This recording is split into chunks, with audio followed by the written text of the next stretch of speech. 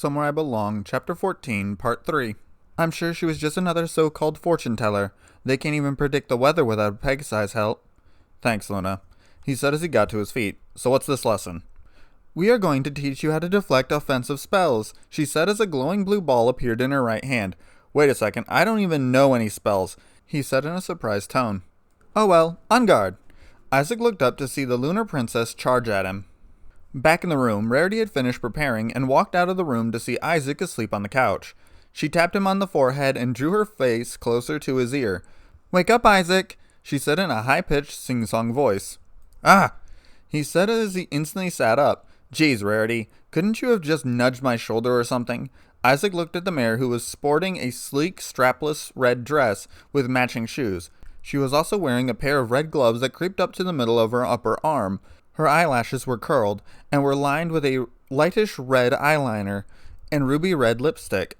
Well, how do I look? She asked as she spun around. Isaac gulped and felt his face flare up. You look fine, he said as he gulped. Just fine, she asked with a pouting look on her face. Stunning, hot, sexy, take your pick, he said as he got to his feet. What was that last one? She asked as she blushed. Nothing, we'd better get going, he said as he walked over to the door, only to have it shut in his face by a white aura. Hold it right there, mister, the mayor said in a commanding tone. You're not going out there like that. What's wrong with what I'm wearing? He asked. It's a formal event. The deal was that I could wear what I wanted, and this is the nicest suit I own. The mayor remembered the deal she struck with the man. Very well, I suppose it's passable. Just be on your best behavior. What are you, my mother? He said in an aggravated tone. Oh, hush, and don't forget the room key, she said as she walked towards the door. Isaac walked over to his bag and removed a medium-sized black cylinder with a grip. He put the object in his pocket and grabbed his wallet. He walked out of the room, taking his key. The two made their way to the lobby and hailed a carriage. Isaac felt the cart roll against the cobblestone road and hit a few potholes. Isaac felt the carriage pull to a stop, and he stepped out first, holding the door open for the mare. Why, thank you, kind sir, she cooed. Isaac reached into his pocket and withdrew a handful of bits to pay the stallion. He looked at the building in surprise. What's wrong, Isaac? This place looks a lot like a museum from my world, he said as his eyes looked at the architecture. There were two stone griffins out front on pedestals. Rarity wrapped her arm around Isaac's, and the two made their way up the stone steps to the museum's entrance. Two white Pegasus guards in golden armor holding spears stood at the entrance checking invitations. The two guards looked at the human with raised eyebrow. As Rarity withdrew their invitations, the two stallions shrugged and let the white mare inside. As Isaac stepped forward, they crossed their spears. Sir, he's my +1, Rarity said with a smile. Sorry, ma'am, but you'll have to leave your pet outside, the guard said in a flat tone. Pet? Can't you let him in? Rarity said in a begging voice. The guards gulped as the mare traced a finger over one of their golden chest plates. You know, I love a stallion in uniform, she cooed. Both guards felt their faces heat up, but soon shook it off. Sorry, ma'am, but... Rarity! The mare looked behind her to see a white unicorn stallion with flowing blue mane and a monocle over his left eye, accompanied by a slim pink unicorn mare. So good to see you again, my dear. Fancy, Fleur! So good to see you again, she said as she shook their hands. Maybe you can help me. The guards are giving my date a little bit of trouble. No need, Rarity, he said as he reached into his pocket. Hope this works, he thought as he pulled out the golden badge Spitfire had given him. Both guards immediately retracted their spears.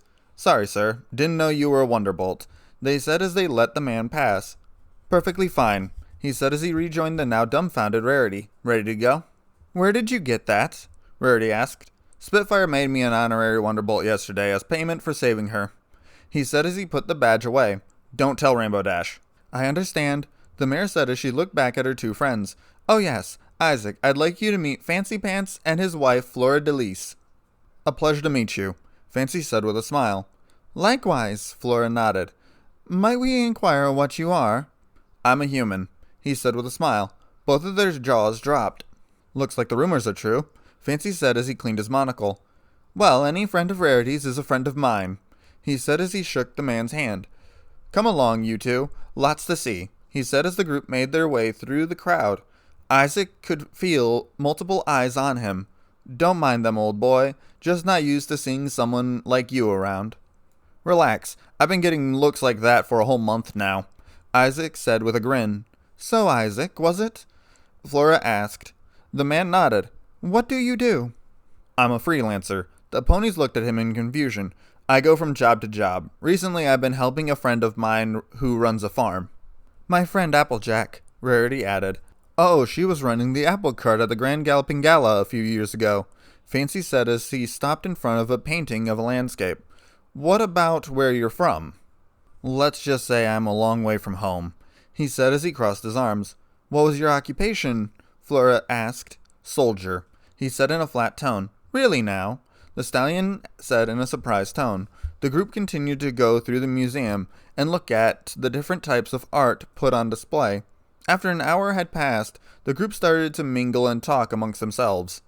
So, Fancy, what do you do? I'm a shareholder in a series of banks, he said as he sipped his wine. Interesting. What about you, Flor? I'm a model for a number of magazines, she said with a smile. Oh, excuse us, she said as she and the white stallion departed and vanished into the crowd. Isaac looked at Rarity, who was smiling. They seem nice. Oh yes, Fancy is such a generous stallion. Looks like it. The man then saw the color from the mare's face fade away, and she quickly turned around. What's wrong, Rarity? He asked as he looked at her. Over 3 tables to the right, she said as she pointed over her shoulder. Isaac followed the finger to see a pink Pegasus mare with a blonde mane surrounded by several stallions. Who's that? He asked. That is Angel Beats. That mare, for lack of a better term, is a grade A bitch, she said in a cold tone. How so? Isaac asked. She's always flaunting her eyelashes and thrusting her chest out in order to get ahead in life. Isaac looked at the mare with a raised eyebrow. What? No offense, Rarity, but you do the same thing. The mare's jaw dropped. Like when? She stammered. Whenever you need Spike to do something for you. At the hotel with the butler. And at the front gate with those guards, he said as he sipped his water. I only use that for trivial tasks. I never, nor will I ever, do that to get ahead in the fashion business. I prefer to be recognized for my skills, she said in a proud tone. I see. My apologies, he said with a nod. It's all right, darling. Back to the topic at hand. That mare is without a doubt the most insufferable, inconsiderate mare of all. Rarity, darling! Isaac looked up to see the pink mare make her way over to him, and the white mare. Angel, how are you, dear?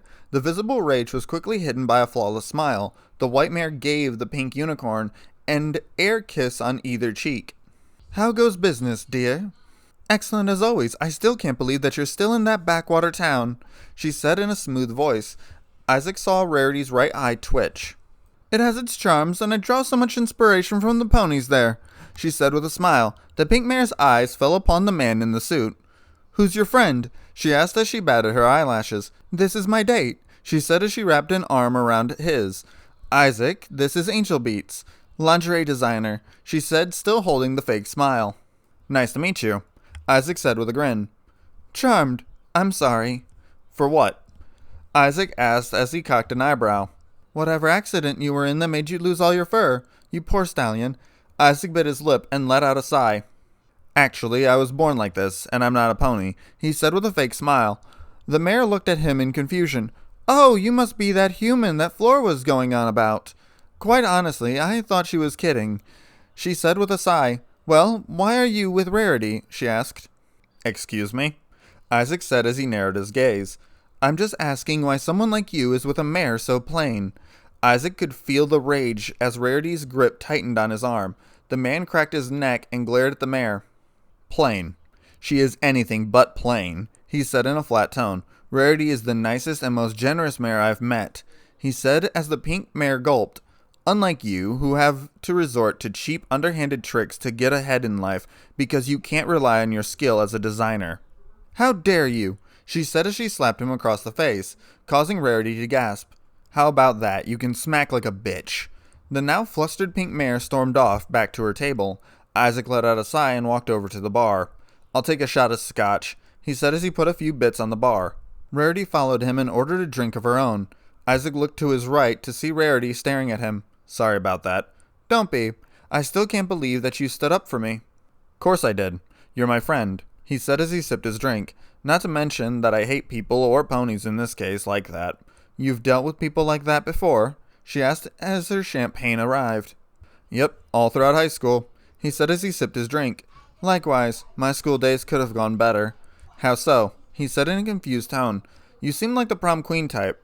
Oh, I was. I was the most popular mare in school, and every pony wanted to be by my side, she said as she stared off into space. Then I realized that my friends really weren't my friends. What happened? Isaac asked. A few of the girls started picking on a mare who was different. When I defended her, they all turned on me. My status plummeted, and I was thrown into the same social group as her, she said as she sipped her glass. Was it worth it? Definitely. I'm a better mare for it, and Applejack and I are the best of friends. Isaac looked at the mare in surprise. What about you? What social class were you in? None. I was usually on my own, save for Mason, who got along with almost everyone, he said as the bartender refilled his drink. Mason, I recalled that you said that he was stronger than you. Yep. He must be something special then, she said as she looked at the man. What do you mean? He asked in confusion. Well, you are something else, and if he's better than you, then that means he must be very special. Mason and I were equal in physical ability, but he has this driving force that always keeps him going. No matter what the world throws at him, he takes it in stride, he said in a low tone. You don't? I'm the guy that prefers to deal with things rather than change them. You said that you were a soldier.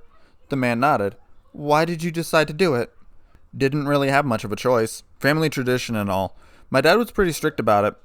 Told me to carry on the warrior gene, he said with a sigh. Warrior gene? I come from a long line of soldiers. My mom traced our ancestry back to ancient times. I honestly think that she may have had too much to drink one night and started reading about Roman mythology, he said with a shrug. So what did the ancestry thing turn out as? She asked. No idea. I can look it up when we get back home. I'm pretty sure that my mom saved the family tree, he said with a shrug. What about your folks?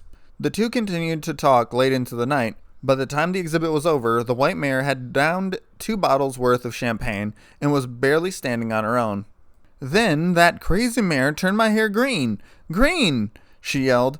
Isaac looked at his watch and then back at the mare. Come on, Rarity, time to go. Why, we're having fun, she whined. Well, you're drunk and I'm almost right behind you, so I say we head back to the hotel before one of us does something stupid, he said as he paid the bartender. The white mare was pouting and pushing her lower lip out. That look doesn't work on me, he said as he helped her to her feet. Oh, you're no fun, she said as the two made their way out of the art museum. Isaac hailed a carriage, and the two slowly made their way back to the hotel. Isaac managed to keep the mare from tripping over herself. As Isaac fumbled with the key card, he felt the mare rub her head against his back and let out a sigh. Isaac ignored the action and made his way into the room with the white mare following close behind. The man sat on the couch as the mare walked into the bedroom. The man leaned back and let out a sigh until he heard a voice. Isaac, could you help me with something really quick? Isaac got to his feet and walked into the room to the mare sitting down on the bed. I hate to ask this, but could you undo the zipper on the back of my dress? I'd do it myself, but magic and alcohol don't mix well, she said in a low tone. No problem, he said as he sat behind her. The mare pulled her mane out of the way so that the man could get to the zipper. What word did you use to describe me before we left? She asked in a playful tone. I used 3 words. Try to narrow it down. I can't rightly remember, he said as he blushed. It was a 4-letter word, and it started with an S, she said as the human took the zipper down. If you must know, then the term was... The mare turned around and smiled at him. Say it, she said in a seductive tone. Sexy. As the man started to get up, the white mare tackled him onto the bed and passionately pressed her lips against his. Isaac felt the mare's body latch around him and start to move in a steady rhythm. The man felt himself becoming aroused by the mare's actions. The man quickly sat up and gently pushed the mare off him. Sorry, Rarity, but no. Why not? She whined. You're drunk? I can taste the champagne on your lips. I won't take advantage of you like that, he said as he tried to get up, only to be tackled again by the white mare. Rarity pinned him to the bed and straddled his chest. Rarity, get off me, he said in a flat tone. Why? Let's have some fun. Her horn glowed and the bedsheets tied Isaac's wrists to the frame. The mare's breath reeked of alcohol. The man let out a sigh and looked back at the mare. Fine, he said in a flat tone. Just let me get my hands back. This is a bit uncomfortable, and I'll need them to pleasure you, he said in a sultry tone. As you wish, darling, she said as her horn glowed and the bedsheets removed themselves from his wrists. The man took a moment to gently rub his once tied hands. He gently removed the top half of the mare's red dress, revealing her pristine, white, ample breasts. The man slowly moved his hands up her torso and caressed them, making the mare moan in pleasure. Oh, Isaac, that feels marvelous, she breathed out. How does this feel? He asked as he moved his hands in a circular motion. Simply divine, she moaned. What about this? The man moved his right hand up to the spot where her shoulder met her neck and applied pressure. The mare felt dizzy for a moment and collapsed onto the human's chest. Isaac gently lifted the mare off his body and rolled her over onto her back. He took the front of her dress and put it over her bust. Isaac then maneuvered the covers so that they covered the mare's body up to her neck. Thank you, Leonard Nimoy, he said in a low tone.